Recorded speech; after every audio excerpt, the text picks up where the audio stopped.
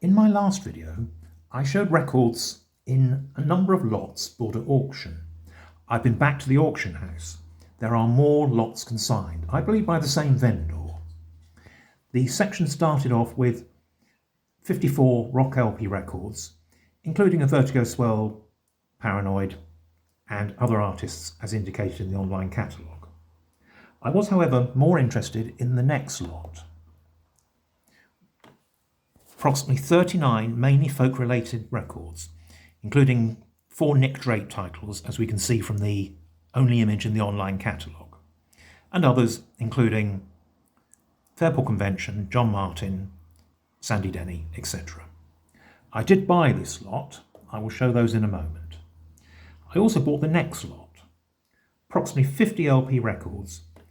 In this lot there are some 12 Pink Floyd titles, about 12 King Crimson, and other artists as indicated there. This was a pretty good lot. I think it went for a fair price, but not to me. 36 LP records by the Stones, quite a number of first pressings, inserts included where relevant, posters, postcards, etc.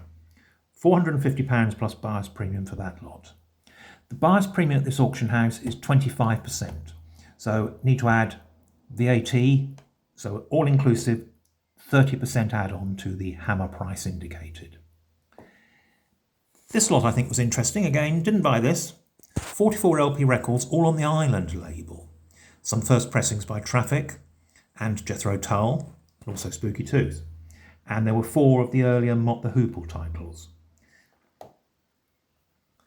There were some bargains to be had. You could have picked up 42 LPs by the Moody Blues and other band members for the sum of only £40 plus buyer's premium. This Warhorse first album on Vertigo Swell, hammer price was £95. The condition of all of those in that section, the vinyl varied between VG and excellent, likewise the sleeves. There were enough VG Plus and excellent titles there to be of interest to me. There were a number of other lots of vinyl records, I would say from a different vendor. These are including some 1990s titles. For instance, this lot is of 3 12-inch singles by Oasis. All the records in this section, all these Britpop titles, they seem pretty minty to me, sleeve and vinyl. That's the 3 Oasis sold for 120 plus buyer's premium. 3 original Suede albums. 2 LP release and 4 12-inch EPs from The Verve.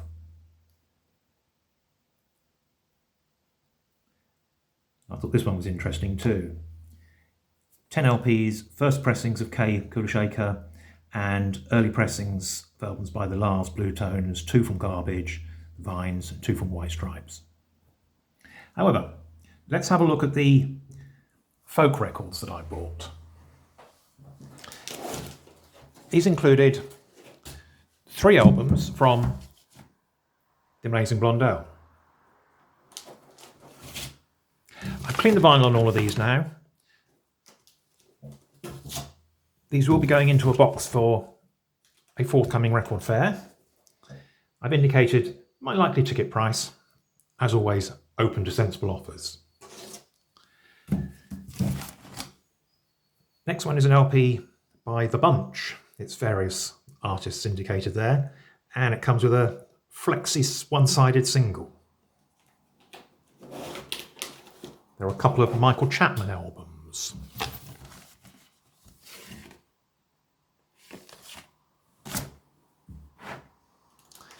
Then the Sandy Denny's. That's an original.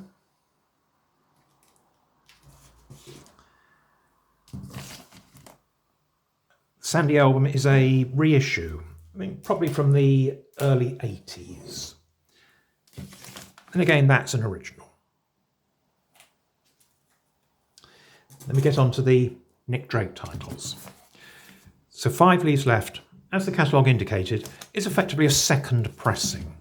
It's on the Island Pink Rim label. The vinyl is in excellent condition, and the sleeve I think is pretty excellent too. Really, the only thing you can say about it is there's just a little bit of rubbing there, effectively ring wear, visible on the front of the sleeve. Other than that, the interior of the sleeve and is in excellent condition. Brighter Later is a 1980s reissue on Island.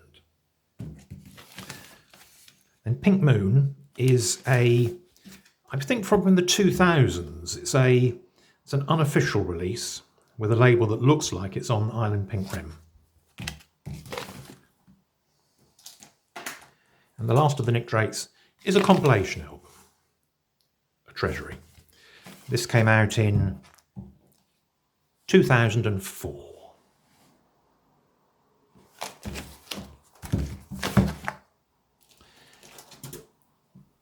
It's a first pressing of Dr. Strangely Strange. That's with the Island Orange Bullseye label. Final on that is VG+, and the sleeve about the same. There is storage wear to a number of these sleeves, perhaps as to be expected really for records that are 50 to 60 years old. It's the first pressing of the first Fairport Convention album. That's also on the Island Orange Bullseye label.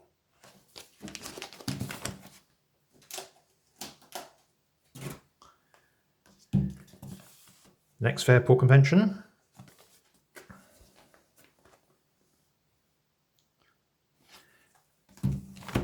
That's on the Island Pink White Eye label, as is Legion Leaf, but that is a first pressing.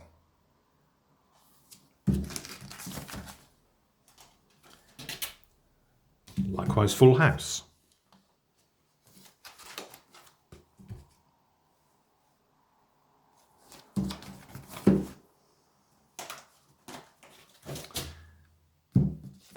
We have Babacom Lee. That does include all the inserts. The sleeve actually is in excellent condition. Ditto the inserts.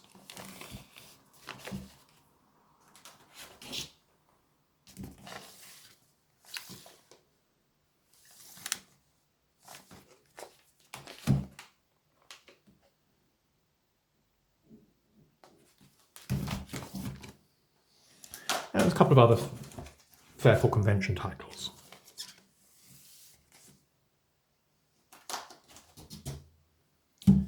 Including 9. And then there's the double compilation with the pink rosette. There's an original of the Fotheringay album. Sleeve, a little bit of wear to it, but still pretty clean. And that's on the Island Pink White Eye label.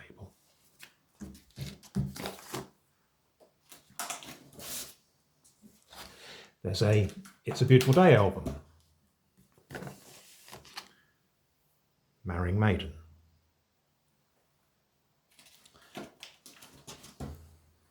There's a few from John Martin, including his first album, London Conversation. This is on Island, again on the Pink White Eye label. Vinyl's pretty clean on that, however the sleeve has had a sellotape repair to the spine, which is a great shame. There's the tumbler. That, I believe, is a second pressing.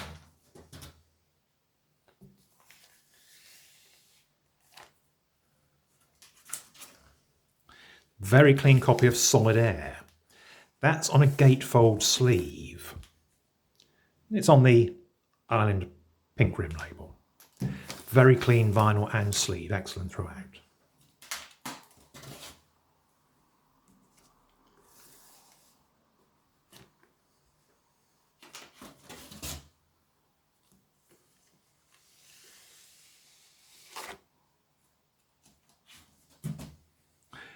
And then we have a John and Beverly Martin album, The Road to Ruin.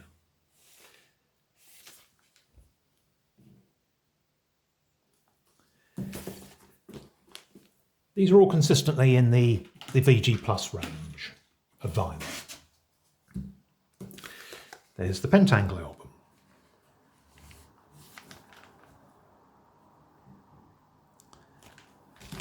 That, I believe, is a second pressing.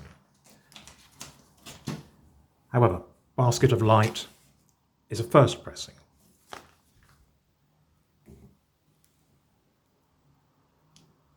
It's a stereo copy. That is very clean. And then there's a compilation, Pentangling. There's a Quintessence album.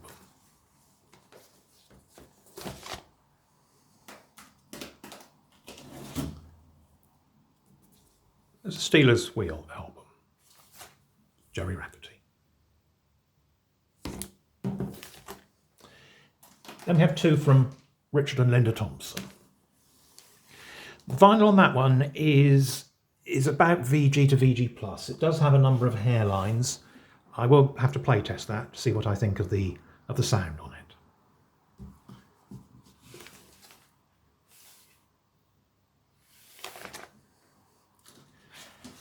And then there's the first Turner Nog album on a gatefold sleeve. That's a first pressing. Very clean vinyl and sleeve. It's on chrysalis. And there is a box set, and it's a Sandy Denny box set. 4 LPs and a booklet included. So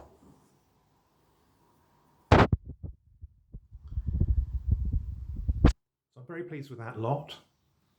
I'll be doing more research on these, complete my pricing. They'll be appearing at a record fair soon. Thanks for watching.